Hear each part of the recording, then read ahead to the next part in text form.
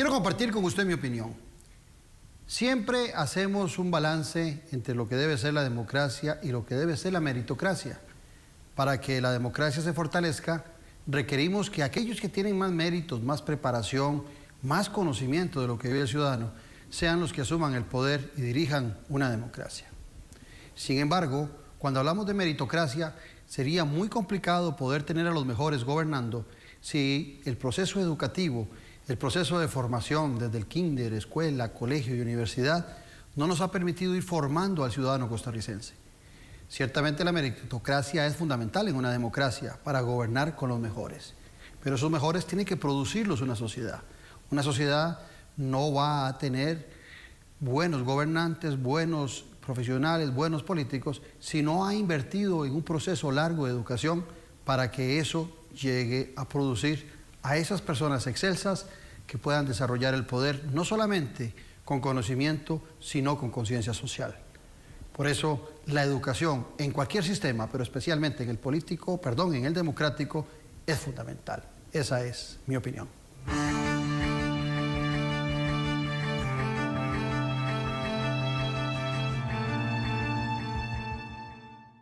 Mi nombre es Juan Guillermo Hernández Morales. Como a los 10 o 11 años empecé a fumar y a usar inhalantes. Consumía para vivir y vivía para consumir. He logrado recuperar la confianza de mi familia. A mí me salvaron la vida y te digo una cosa, fue maravilloso.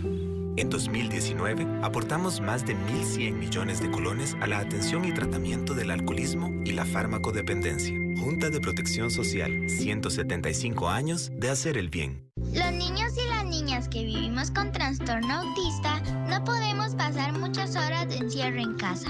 Si nos ves afuera, por favor respétanos y apoya a nuestras familias. ¡Aprendamos en casa! Consultas 1147, denuncias 911, línea adolescente madre 800-226-2626. Con los temas de la política, sociedad y economía de Costa Rica y el mundo. Café y Palabras. Lo que hay que escuchar del acontecer nacional con el politólogo Claudio Alpizar Otoya. Café y Palabras, porque la política sí importa. Escuche Café y Palabras, de lunes a viernes a las 9 de la mañana en Radio Actual 107.1. Café y Palabras.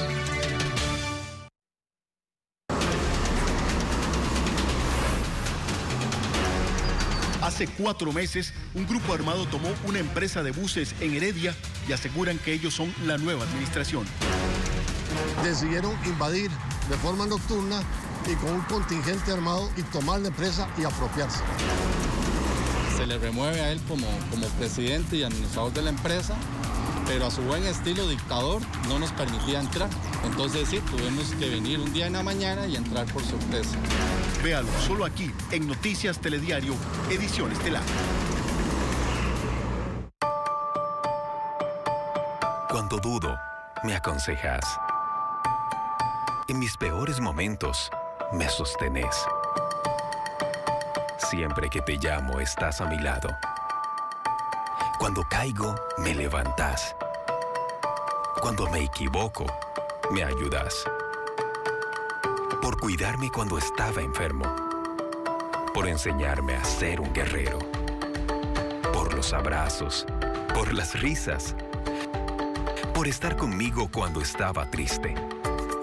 Por hacerme reír con tus ocurrencias. Por eso y muchas cosas más. Gracias, papá, por todo. De parte de todo el equipo de Canal 8, feliz Día del Padre.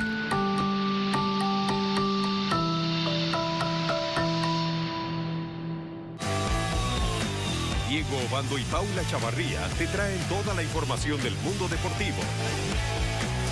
8 Deportes. De lunes a viernes al mediodía. Por Canal 8.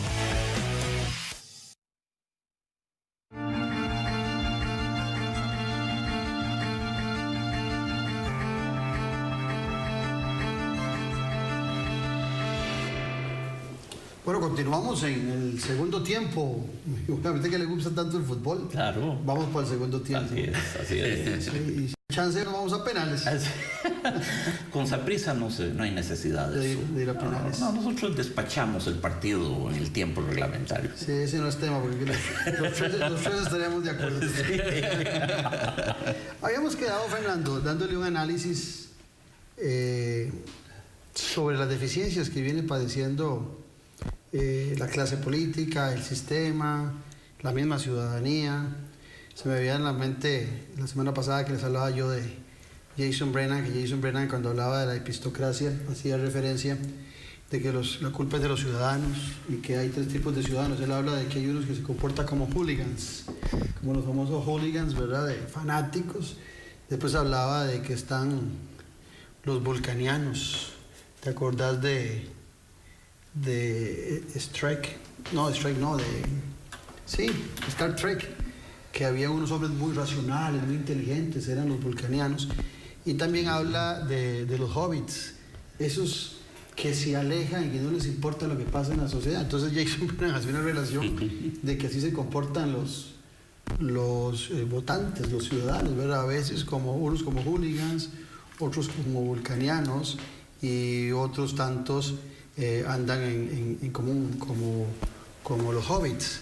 Bueno, los ciudadanos también tienen culpa mucho, Fernando, de la falta de esa sabiduría o de la responsabilidad cuando escogen a sus gobernantes.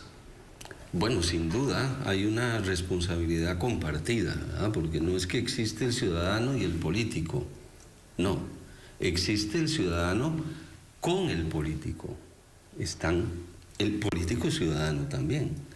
Y el ciudadano es político también, en un sentido amplio. Entonces, por supuesto que hay una responsabilidad compartida. Yo quiero llamar la atención para retomar un poco lo que veníamos conversando. El tiempo de ustedes. Lo que veníamos conversando cuando yo hago ciertos análisis históricos, por supuesto que menciono personajes. Eso es muy importante. Militares, políticos, ideólogos, empresarios, etc. Pero, además de ellos, como personaje histórico, existen los colectivos, existen los grupos, existe la historia como proceso, existe el movimiento sindical, el movimiento solidarista, el movimiento cooperativista. Imagínense que en Costa Rica más de 1 millón de costarricenses forman parte del movimiento cooperativista. Casi 500.000 costarricenses forman parte de las asociaciones solidaristas. O sea, estamos hablando, casi 400.000 costarricenses forman parte del sindicalismo. Estamos hablando de personas, de personajes y de procesos colectivos. Y ahí, en la simbiosis, en la complementariedad de los dos, se hace la historia. La historia no la hace el personaje solo, ni la hace la masa sola. Esto digamos que es un planteamiento en el que creo desde hace mucho tiempo. Y esto lo voy a ligar al tema de la crisis de los partidos políticos hoy y de los liderazgos políticos hoy. Imagínese usted que en Costa Rica tenemos solo en pequeñas empresas familiares casi 800.000 personas. 800.000 personas que todos los días, de lunes a domingo, salen a buscar el ingreso, el pan, la seguridad de su familia, la salud, la educación. Estamos hablando de 800.000 personas. Estamos hablando de 2.300.000 costarricenses que están vinculados al comercio, a la agricultura, a la industria, al sector público, al sector privado, etc. ¿Qué pasa aquí?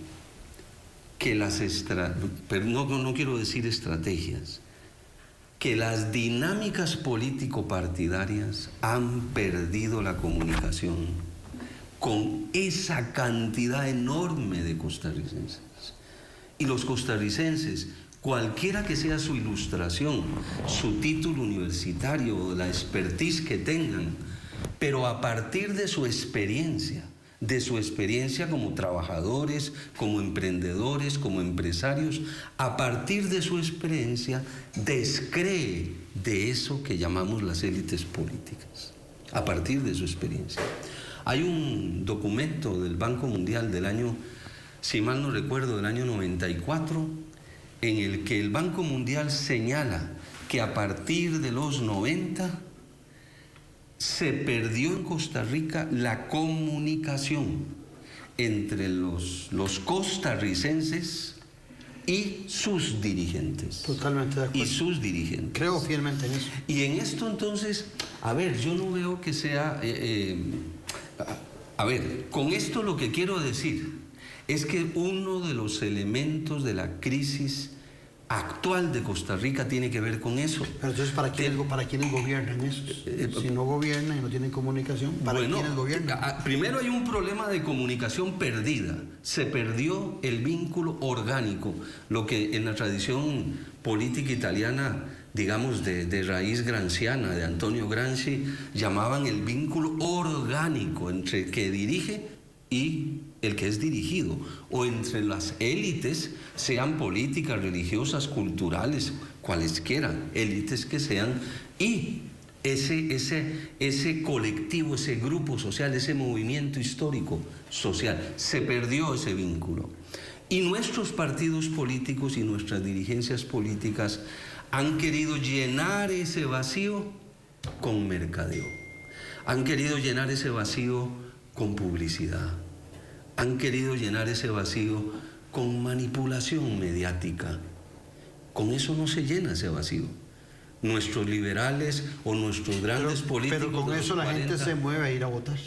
Exactamente. Por eso los partidos transformados en máquinas de generar votos, ¿verdad? Pero por eso yo busco el equilibrio del peso que tiene la clase política, pero también del peso que tiene responsabilidad ciudadana. A ver, hay, solo en términos de fuerza laboral, estamos hablando de 2,5 millones, digamos más o menos, de costarricenses. Hay 280,000 personas, jóvenes estudiantes universitarios, más o menos en términos generales. Hay casi 600,000 profesionales independientes en Costa Rica. Estamos hablando de colectivos sociales, de movimientos sociales. Y nuestros partidos políticos, frente a esas realidades que esos costarricenses tienen, no tienen la menor imaginación más allá de lo que les dice el asesor en mercadeo o el asesor en publicidad, o hagamos esta frase, o citemos a este poeta y hagamos un discurso bellísimo porque citamos a un poeta costarricense. Y entonces la política... Y no suele ser bellísimo. Por eso, entonces la política costarricense frente a las realidades del país es totalmente deficitaria, y ese déficit no se puede llenar con expertos en mercadeo. Don Jack. Simplemente nuestros partidos políticos se han quedado sin interlocutores. No saben a quién estar interpelando, no saben a quién se están dirigiendo. Se ha roto, en efecto, el vínculo orgánico de Gramsci, se ha roto. Tenemos ahora políticos con aspiraciones presidenciales que únicamente sueñan conciben la democracia únicamente como el ejercicio del sufragio, como ese muy particular práctica social que llamamos el sufragio. Pero la democracia no es el sufragio, la democracia es infinitamente más que el sufragio. Roberto Murillo, que tuve el privilegio que fuera mi amigo y mi profesor, decía: el costarricense debería decir voto, luego existo. Parafraseando al COVID ergo sum de Descartes, voto, luego existo. Roberto tenía muchas frases muy memorables, muy memorables. Tenía otra que no puedo evitar mencionar. Decía: señores, seamos muy prácticos. los tiquetes a los moteles deberían formar parte de la canasta básica del tico. Eso lo usa el paterfamilias, lo usan los chiquillos, lo usa el abuelo, lo usa el bisabuelo, no sé qué, eso debería de constituir parte de a fe mía que tiene razón, ¿verdad? Pero no nos perdamos de por esos andurriales. El sufragio es simplemente un dispositivo, un mecanismo, una máquina para elegir a un señor a guisa de gobernante.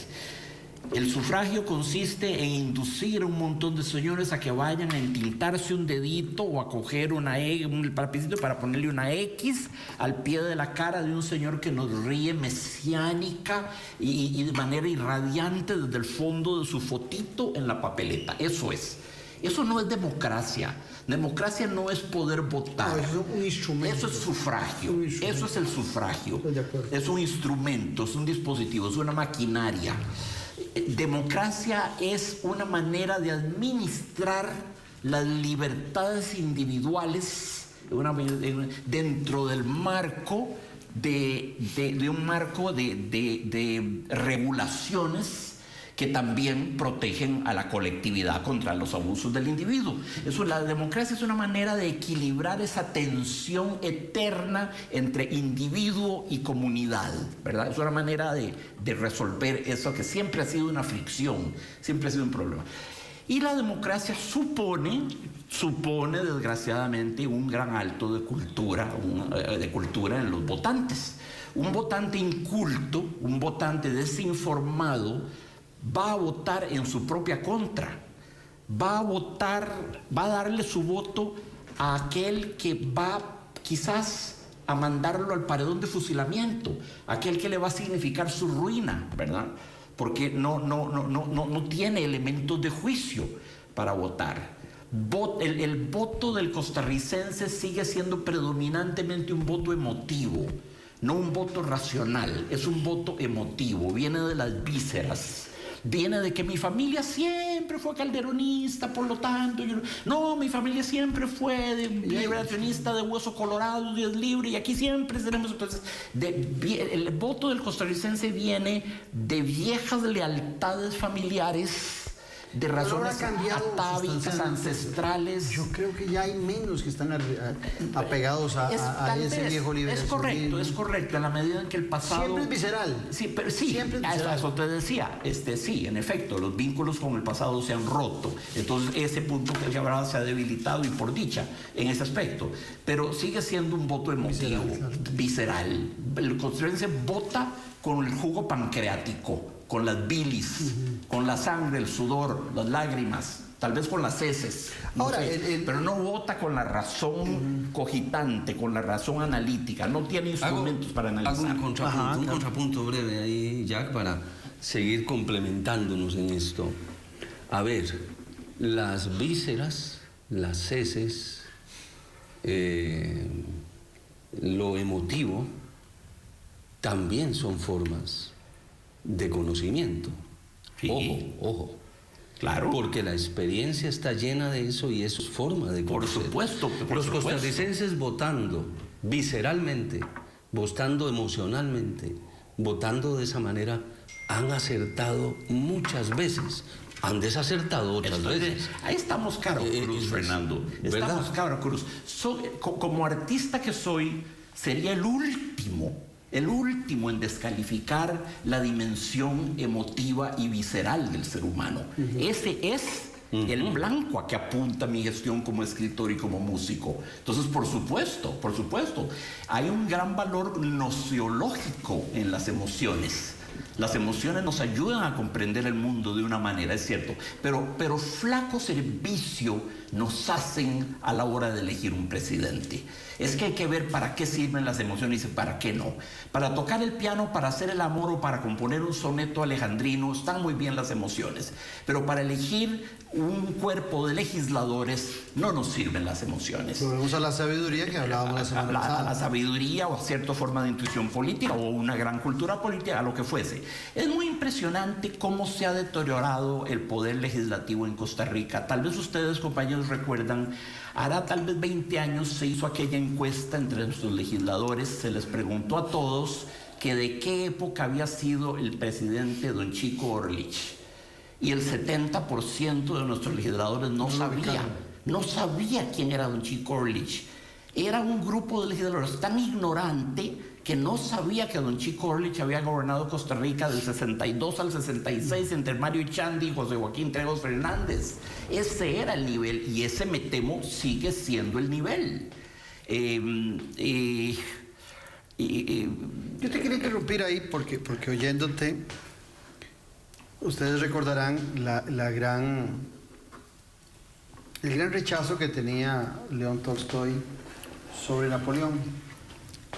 Y en su libro La Guerra y la Paz, León Tolstoy dice que nunca es un individuo el que hace las grandes transformaciones. Que el nombre de un individuo, puede ser un expresidente, puede ser Napoleón, puede ser quien sea, es una etiqueta, una marca que se busca para un logro que es colectivo. Sí, muy bien dicho. Y entonces León Tolstoy, cuando planteaba eso, cuando lo planteó, era la crítica sobre aquella premisa de Napoleón que prácticamente coincidía con Luis XIV de que el Estado era él, que él era el que disponía. En eso terminó. Empezó bien. Se trataba de sanear a toda Europa de las monarquías absolutas, de andar guillotinando a todos los que se decían monarcas absolutos por voluntad divina y con el apoyo de la Iglesia Católica y del Papado. Sí. Atención, la Iglesia siempre, ¿verdad? Él no decía el Estado soy yo, sino decía el pueblo soy yo. El pueblo soy yo. Se sentía que era una retórica más populista, más democrática que la de Luis XIV. Pero sí, la Iglesia siempre... Donde quiero tirarles a ustedes...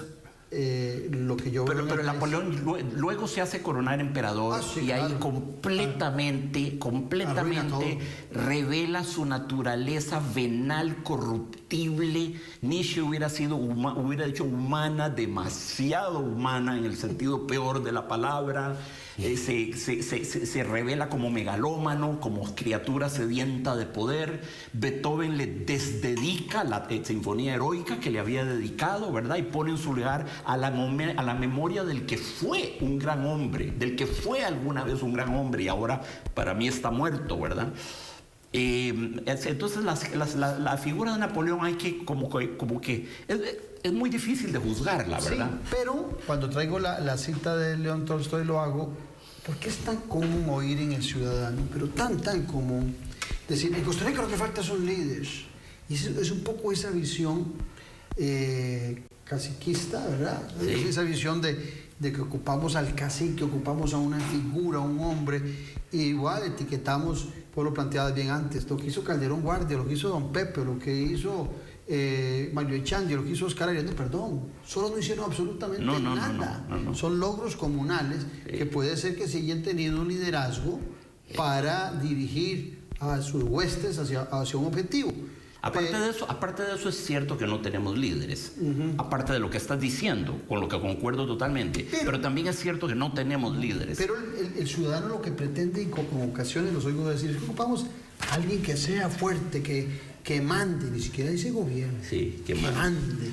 Entonces, ¿no habrá una distorsión de la democracia en la concepción del ciudadano? Sí, la concepción de la democracia como el producto de un ser mesiánico, de un hombre providencial, como diría San Juan, bautizando en el río Jordán, aquel que había de venir. Yo no soy aquel que había de venir, el que tenía que venir era Jesucristo. Estamos a la espera de aquel que había de venir, de un hombre providencial que va a ser una especie de proto José Figueres o proto Calderón Guardia, que en la de menos está debajo de cualquier piedra esperando hacer una espectacular eclosión política. No va a suceder, no hay clima político para eso. No hay entusiasmo en la gente. Hasta para las revoluciones hace falta alegría, amigos, y el pueblo está deprimido y está postrado. El siglo XVIII fue un siglo muy alegre en el fondo, cuando vos ves la literatura y la música de ese siglo, el siglo de Mozart, un siglo muy apolíneo, muy sonriente, y fue el siglo de la Revolución Francesa. Repito, hasta para hacer revoluciones hace falta cierto grado de salud y de alegría y de entusiasmo. Desde la postración nadie revoluciona nada. Fernando. Simplemente se tira en la cama y ya se hasta morir, ¿verdad? Bueno, mira, hay muchas cosas en esto. Primero, una nota al pie. Lo que hemos aquí llamado razón, a propósito de cómo es que vota el electorado y esto, lo que hemos aquí llamado razón no es solo la razón que se expresa en categorías lógico, científico, matemáticas. No es solo eso. Esto es importante decirlo porque nuestra dinámica política ha perdido el vínculo con lo que podríamos llamar la razón afectiva, la afectividad de la razón. Ha perdido ese vínculo. Si alguna cosa caracteriza al liderazgo político, cuando es un liderazgo político sólido, es su capacidad de conectar emocionalmente con la gente. Eso lo tenemos en la historia de Costa Rica y en la historia del mundo. Entonces, primera cosa, la razón no es solo matemática, no es solo concepto, no es solo teoría. La razón es lo que yo he llamado en algunos textos logoerótica, y sé que Jack en esto compartimos mucho porque tenemos un cierto espíritu artístico los dos. Entonces, la razón logoerótica, primer punto. Segundo punto que quiero mencionar a propósito de todo este tema que estamos hablando, y también para traerlo a la situación de Costa Rica, la situación actual de Costa Rica, y a lo que dije anteriormente, los vacíos que presenta el cuerpo electoral no se pueden llenar solo con publicidad y mercadeo. Y esto es una responsabilidad del político y del ciudadano. No es así como que cuando el ciudadano dice, es que necesitamos un líder. No. Lo que está diciendo el ciudadano, lo que estamos diciendo como ciudadanos es que necesitamos una nueva sintonía entre la ocupación política y mis intereses como ciudadano. Una nueva sintonía. Y hay algo que a uno le angustia un poco, por decirlo de esa manera, y es ver a los actores políticos tan poco sensibles, tan insensibles a esa nueva sintonía. Pero cuando usted escribe con sensibilidad de esos, escribía algo y hablaba mucho del concepto de esperanza, que a mí me parece que es un concepto extraordinario, porque si usted quiere pensar en el futuro ya, usted tiene que tener esperanza. Alguien que no tiene esperanza, lo que piensa más que esperanza, tenés que tener fe. Claro. La fe, que es más que la esperanza, son las tres virtudes teologales: la esperanza, la fe y el amor. Pero bueno, tenés que tener esas tres virtudes teologales. El amor. Cuando yo hago ese escrito y hablo del amor, me sorprende porque leo a alguien, buenos comentarios, pero encuentro uno que dice, eso es papaya. Está hablando papaya, que dicen ahora, ¿verdad? O sea, cuando usted toca la sensibilidad, cuando usted toca los grandes temas, cuando usted profundiza, para alguna gente eso es papaya. Entonces que queda uno realmente impactado de ver cuál es el nivel que tiene hoy la ciudadanía nuestra, de qué quieres que le hablen, o sea, de qué quiere oír la gente hablar, o sea, no todo el mundo está en esa sinfonía. Y cómo hablarle, cómo llegarle. ¿Con qué léxico? Que comprenda. ¿Con qué vocabulario? Porque yo, ahora que decías la palabra amor, cuando uno habla de amor, a mí me encantaba cuando Ortega, no era Ortega Gasset, era el poeta mexicano Octavio Paz, que decía que ya había pasado la época de las ideologías, ya había pasado la época del amor por lo material, que la política tenía que entrar a la época del amor.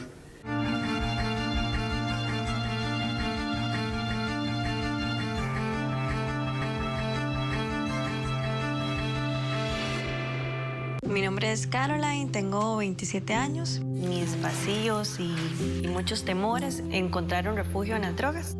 Llegué a dormir en un lote baldío con Cuando llegué al Renacer, descubrí que era un lugar donde podía ser yo misma. Hace 9 años fui yo y mañana puede ser cualquier otra.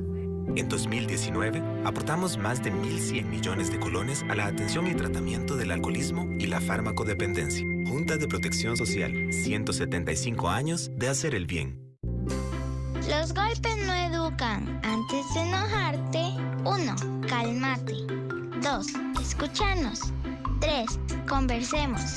4. Explícame lo que pasó. 5. Lleguemos a acuerdos. Aprendamos en casa. Consultas 1147, denuncias 911, línea adolescente madre 800-226-2626.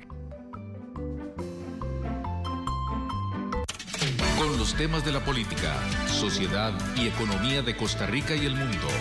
Café y Palabras. Lo que hay que escuchar del acontecer nacional con el politólogo Claudio Alpizar Otoya. Café y Palabras, porque la política sí importa. Escuche Café y Palabras, de lunes a viernes a las 9 de la mañana en Radio Actual 107.1. Café y Palabras.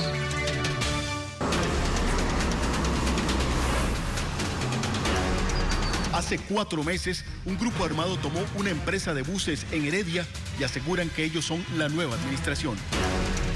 Decidieron invadir de forma nocturna y con un contingente armado y tomar la empresa y apropiarse. Se le remueve a él como presidente y administrador de la empresa, pero a su buen estilo dictador no nos permitía entrar. Entonces sí, tuvimos que venir un día en la mañana y entrar por sorpresa. Véalo solo aquí en Noticias Telediario, edición estelar.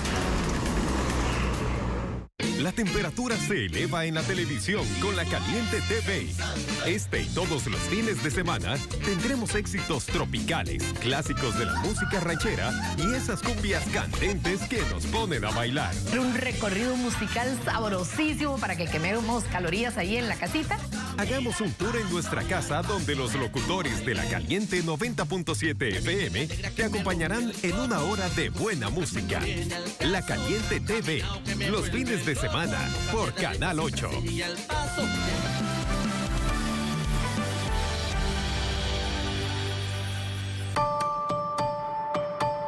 Cuando dudo, me aconsejas. En mis peores momentos, me sostenés. Siempre que te llamo, estás a mi lado. Cuando caigo, me levantás. Cuando me equivoco, me ayudas. Por cuidarme cuando estaba enfermo. Por enseñarme a ser un guerrero. Por los abrazos. Por las risas. Por estar conmigo cuando estaba triste. Por hacerme reír con tus ocurrencias. Por eso y muchas cosas más. Gracias, papá. Por todo. De parte de todo el equipo de Canal 8. Feliz Día del Padre.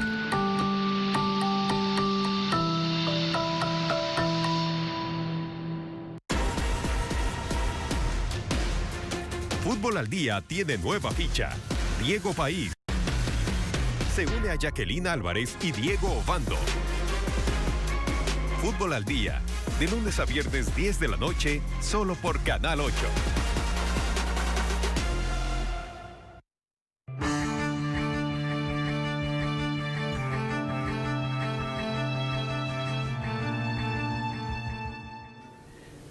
Usted le habla a la gente de amor en política y le van a decir que político más cursi. Te van a decir, te van a poner el San Benito de que sos un lírico. Sí, un lírico. Del que tú dices, Sagote es un lírico. Y ya con eso creen descalificarte. Sí. Como si de nuevo el lirismo no fuese de nuevo un enorme instrumento gnoseológico. El lirismo de la poesía, de la música, o sea, permite un conocimiento hondo del mundo también. Tiene un valor epistemológico, ¿verdad? La gente no lo sabe. La poesía tiene un enorme valor gnoseológico. No solamente es el arte de hacer versitos bien sonantes con rimitas simpáticas y pegajosas. No. Para alguna la ilustración sería la época de la papaya. Sí.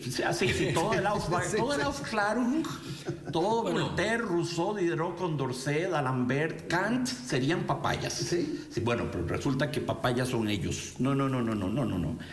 No, hombre. Si hay algo que yo deploraría en los políticos a futuro es que degraden, que encanallen, que emplebellicen, que chusqueen su discurso por propósitos únicamente electorales y por hacerse populares, por razones puramente populistas, ¿verdad? Que empiecen a hablar en pachuquito. Es que a algunos les ha dado por ahí ahora. Sí. Con eso creen ganar gente, ¿verdad? Se ganan a toda la gradería de Sol del Estadio Saprissa, eso yo lo tengo claro. Bueno, pero ¿qué le cabe a la gradería del Estadio Sol de Saprissa? No, con eso no ganas una elección. No. Necesitamos otro tipo de discurso. Pero ahora, en ese tipo de discurso, y quiero volver al ciudadano, Ortega y Gasset, los dos juntos, decía un amigo mío, don José Ortega y Gasset, decía... hablaba del patriotismo inerte y el patriotismo activo. El patriotismo inerte es aquel patriotismo que de repente pasa algo en la frontera norte y entonces todo el mundo se siente muy costarricense, ¿verdad? Y sacan los mejores valores costarricenses porque algo pasó en la frontera norte o porque algo dijo el presidente Ortega. Pero ese patriotismo es un patriotismo inerte, que no reconoce absolutamente nada. Y está el patriotismo activo, que es el de día a día, cómo nos comportamos en la sociedad y qué aporte hacemos, inclusive desde nuestras familias, en donde el ciudadano también le está debiendo a la sociedad. Porque además ese patriotismo del que me hablas, el patriotismo inerte, no es ni siquiera patriotismo, es patrioterismo. Una cosa es el patriotismo, que es, es razón afectiva, como diría Fernando. Más que nunca el patriotismo es razón afectiva. Tiene mucho de emoción, de vísceras, pero también de razón. Y otra cosa es el patrioterismo. El patrioterismo es completamente epidérmico, superficial, somos pura vida, somos el país más feliz del mundo, viva la patriótica costarricense, que ni siquiera es nuestra la pieza, el texto es de un escritor cubano, en fin, todo no es nuestra, por cierto. Lo que es más, el dicho pura vida no es costarricense. El pura vida fue creado, era el trademark, era la frase típica que lo identificaba, así como el Chavo, se aprovechan de mi nobleza. El pura vida era la frase típica de un cómico malísimo, que bien puede haber sido el peor cómico que jamás vivió, mexicano, pero que se hizo muy popular, que se llamaba Clavillazo. Sí. Clavillazo venía mucho a Costa Rica, películas de él en los 40s, todavía en los 50s, cuando el cine de la época de oro mexicana tenía mucha más presencia en Costa Rica. Es que ahora solo Hollywood.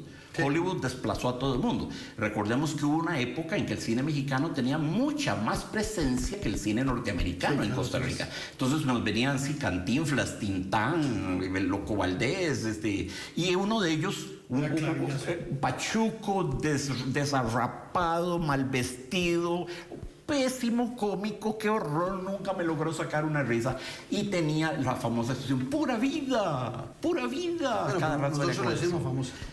No, el viejo la debe haber usado en 40 películas, Claudito, por desgracia, y nosotros se lo plagiamos. En buena hora. Sí, en buena hora, y digamos que lo hemos resemantizado. Le hemos dado un nuevo seme, un nuevo significado. Te quiero creer. La originalidad absoluta no existe. No.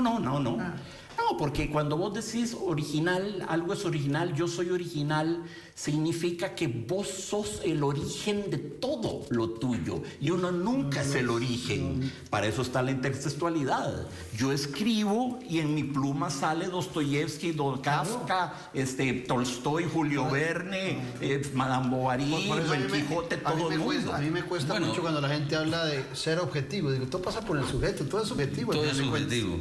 Bueno, no, mira, voy a introducir una palabra además en esto, coincidiendo plenamente con esta diferenciación de Jack entre el patrioterismo y el patriotismo activo, que señala Ortega.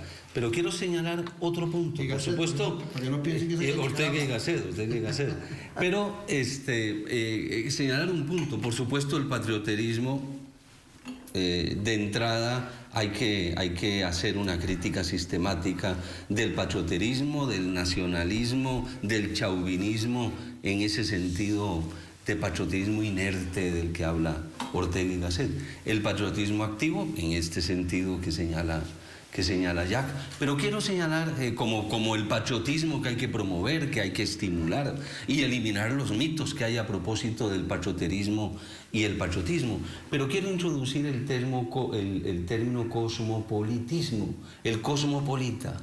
A mí me parece que a la sociedad costarricense, a los costarricenses, al ciudadano costarricense, y digo ciudadano y ahí incluyo también a los políticos,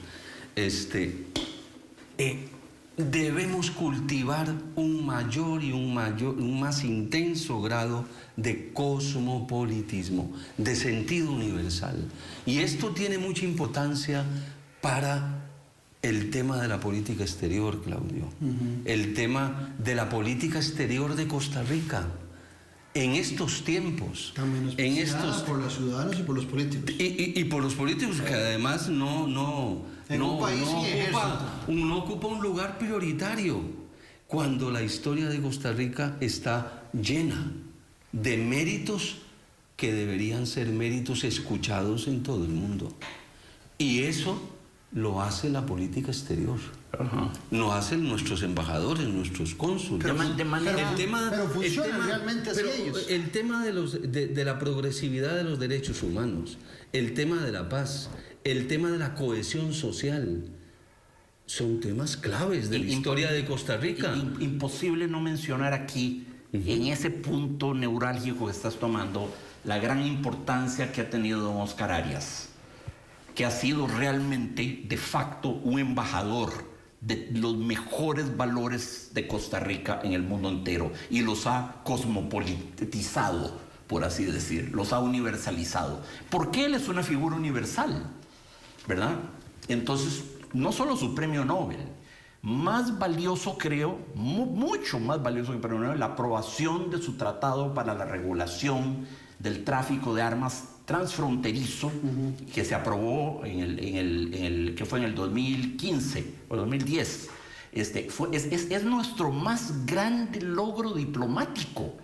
A Óscar Arias le tomó 15 años luchar por eso. Convocó a todos los jefes de Estado, a todos los organismos, Amnistía, el otro, habló con Lech Walesa, convocó a 13 premios Nobel, papas, reyes, primer ministro, todo el mundo. Lo convocó y lo trabajó y logró que se lo aprobaran de manera masiva en la ONU. Sí, el proceso de paz en Centroamérica ciertamente benefició a 40 millones de centroamericanos. El tratado para la regulación del tráfico transfronterizo de armas es de beneficio planetario. Eso va a beneficiar a la humanidad entera. Los costarricenses que nos están oyendo aquí tienen noción de que eso lo logró don Óscar Arias. Tienen noción de la flor en el ojal que se puso Costa Rica con ese inmenso triunfo diplomático. Desgraciadamente, el tratado fue aprobado y refrendado durante la administración de Luis Guillermo Solís, y este señor, con su típica actitud mezquina, no le dio el relieve que debería habérsele dado, ¿verdad? Ni la Cancillería le dio el relieve. Se portaron mezquinamente, se portaron con pequeñez. Fue un triunfo enorme. Sí. Entonces, Óscar ha sido indudablemente un buen divulgador de esos valores nuestros. Y no solo él, tenemos a Franklin Chang, tenemos a nuestro escultor Jiménez de Heredia, tenemos grandes deportistas, tenemos gente que está poniendo el nombre, que está así, poniéndolo en un escaparate. Sí. Pero yo sí siento que en lo que tocabas, que la política exterior nuestra, vos que fuiste embajador, le hace falta mucho. Y no es un asunto de recursos, es un asunto de un lineamiento, de una orientación, de esos valores que vos decís que don Óscar puso de relieve, pero que han sido parte de nuestra historia, que es no tener ejército, que es creer en los derechos humanos, o el tema de la paz y la democracia. Son valores que están ahí intrínsecos en el costarricense, que a mí me da la impresión que en política exterior a veces no hay una política de Estado, sino que hay variaciones, y a veces las calidades que nos representan son mínimas porque son parte de un botín político y no de capacidades y cualidades. Bueno, pero ahora señalamos, tanto ya como yo y vos, los elementos básicos de la política exterior costarricense. La paz, la progresividad de derechos humanos, la cohesión social. Son valores, son principios básicos de la política exterior costarricense. ¿Qué estamos diciendo ahora? Que la reinvención de la dinámica política requiere fortalecer y expandir que nuestro servicio exterior promueva esos valores. Y en el mundo, y en el mundo actual, un mundo en pandemia, un mundo en transición histórica, Costa Rica necesita orientación en política exterior y necesita capacitación de sus recursos diplomáticos para tener una ubicación en el mundo actual. Es un mundo complejo, es un potencial enorme desaprovechado. Y me parece que los grupos políticos deben poner atención a esto, como deben poner atención a los temas culturales. Pero mientras las embajadas sigan siendo de turismo político. No, mientras sigan siendo un botín. Un botín, o 4 años sabáticos para alguien. Sí. Es muy complicado. Exacto. Pero de eso se trata. Te decía que yo veo difícil esto porque la directiva que te dan, el mandato que te dan en Cancillería, el primero de todos, y hay que observarlo, hay que acatarlo, es que uno como embajador debe de guardarse de expresiones tales como Costa Rica es líder en los derechos humanos, Costa Rica es líder en la observancia de la democracia, Costa Rica es líder en la abolición del ejército, Costa Rica es líder de esto de lo demás. Terminás cayendo muy mal, todos los alienás a los demás embajadores, quedas como un pedante, como un arrogante y haces muy mala figura. Entonces te fuerzan en la Cancillería, te fuerzan por instrucciones explícitas a una actitud... Una humildad diplomática. Eso, una actitud recoleta, pacata, calladito, chiquitito, no hablar, no divulgar de las grandes cosas que tiene nuestro país, porque eso hiere, ofende, irrita a tus colegas, que son 289. O sea, entonces pero hay que nada más, muy corto, nada más esto. Entonces volvemos al tema de la semana pasada que les decía yo.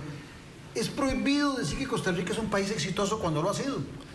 Bueno, algo de eso quería decir, Claudio. A propósito de lo que dice Jack, esto es lo que nos dicen, Jack, esto es lo que a vos como embajador de Costa Rica te han podido... me instruyeron. Te instruyeron. Sí. Pero el tema nuestro no es lo que nos dicen, sino lo que tenemos que decir, lo que hay que decir hacia futuro. Y cuando digo futuro, es el corto plazo, no es de aquí a 30 años, es ya. Por supuesto, si se es líder en derechos humanos, si se es líder en experiencia histórica de gestión democrática y política, si se es líder en cohesión social, en desarme. ¿Por qué no decirlo? Hay que visibilizarlo de alguna manera. Hay que decirlo y hay que decirlo con esas palabras. Entonces, si nos dicen que no, o lo que han dicho antes, en el mundo prepandemia, nos dicen eso. En este mundo de la pandemia y más en el post-pandemia, hay que identificar dónde Costa Rica es un ejemplo y decirlo, y decírselo al mundo. Bueno, yo puedo decir, ¿cuál es el problema? Puedo decir con orgullo que desacaté las instrucciones que me dieron con mucha frecuencia. Tenemos seguro que de eso nadie tiene duda. No, las desacaté flagrantemente varias veces. Y como me conocían, cada vez que tenía yo que hacer un pronunciamiento sobre un tema espinoso, me decían, señor embajador, vote sí o no, pero no elabore, no haga un ensayo, no improvise un discurso, no haga nada, diga simplemente un monosílabo, sí o no. Como cuando, por ejemplo, se votó la inclusión del Estado palestino en la UNESCO, generó una revuelta tremenda, ¿verdad? Estaba lleno de periodistas el lugar, lleno de gente, fue un día muy emocionante. Por supuesto, Palestina fue incluida en la UNESCO. Los únicos que votaron no fueron, comprensiblemente, Israel, Estados Unidos Alemania, porque Alemania es un rehén moral de Israel, digamos las cosas como son, después de los horrores que perpetraron en la Segunda Guerra Mundial, Alemania quedó como el eterno rehén moral de Israel. Jamás podrán contradecirlo en nada, ¿verdad? Tienen esa sombra terrible que cancelar. Y Japón, esos cuatro se opusieron a la incorporación del Estado palestino. Japón, Estados Unidos, Alemania e Israel. Hubo algunos neutros, para sorpresa de todos, México, que se declaró neutro y lo abucheó la gente. Porque aquello parecía un estadio, gritaban y abuchaban y todo. Cuando me tocó a mí emitir mi voto, sí, me habían advertido que no editorializara. Tan pronto agarré el micrófono, apreté el botón y agarré el churuco, dije que sí y razoné por qué sí. De nuevo, desacatando instrucciones superiores, ¿verdad? Me pudo haber costado el trabajo y bien me pudieron haber echado. Pero sí me di el lujo de ser suficientemente agresivo para decir lo que quería decir. Ahora, un país es un proyecto en común. Y creo que Costa Rica es ahí donde viene fallando en las últimas décadas. No hay un proyecto en común. Cuando hablamos de los años 40 y de los 50, 60 y 70, ustedes nos fueron llevando por ese camino la semana pasada. El tema fundamental que encontrábamos eran las coincidencias de una columna vertebral de la política del Estado costarricense. Sí. Podrían haber variaciones, un poquito para la derecha, un poquito para la izquierda, pero hay una columna vertebral que se respetó desde 1940 en adelante. Pero hay hoy un proyecto en común y les agregaría a ambos otra pregunta, aparte del proyecto en común. ¿Quién está pensando en el futuro en nuestro país? Bueno, mira, perdona, ya, es que yo quiero... Dale. Primero que todo, felicitar a Claudio por esa pregunta. ¿Quién está pensando en el futuro? Eso es muy importante, Claudio. ¿Hacia dónde va Costa Rica? Ahora estamos demasiado envueltos en las mezquindades, en los movimientos de corto plazo, en los movimientos de cintura pequeños. Pero ¿quién está pensando en la Costa Rica del 2050? 30 años. De manera que, sin necesidad de un adorno o una flor a lo que vos has dicho, lo cierto del caso es que esa es la pregunta esa es la pregunta de nuestra época. El tema de nuestro tiempo, volviendo a Ortega y Gasset, el tema de nuestro tiempo es ¿hacia dónde va Costa Rica? Es que entonces, es un tema que genera mucho miedo. Pero comprende eso, Fernando. Sí. Es un tema temible. Genera mucho miedo. Aquí entonces, que las gracias a Claudio por plantear ese tema. Ese es el tema de nuestro tiempo. Y ya estamos entrando al final del programa, casi. Hacer un pequeño esquema aquí, Jack y Claudio. Nosotros diagnosticamos el presente como una crisis sistémica, porque no es solo una crisis económica. Ya lo vimos, lo hemos visto, lo hemos dicho muchas veces. Hay crisis política, crisis de liderazgos, crisis de sensibilidades culturales, educativas, etc. Hay una crisis del conjunto del sistema. Eso es una buena noticia. Ojo, no es solo una mala noticia, porque toda crisis es una oportunidad de cambio. El cambio a una crisis sistémica debe ser un ajuste social sistémico. Se requiere un conjunto de decisiones en áreas estratégicas del desarrollo. Esto es empezar a pensar en el futuro. Esto es empezar a pensar en el futuro. Para generar esperanza. Para generar esperanza.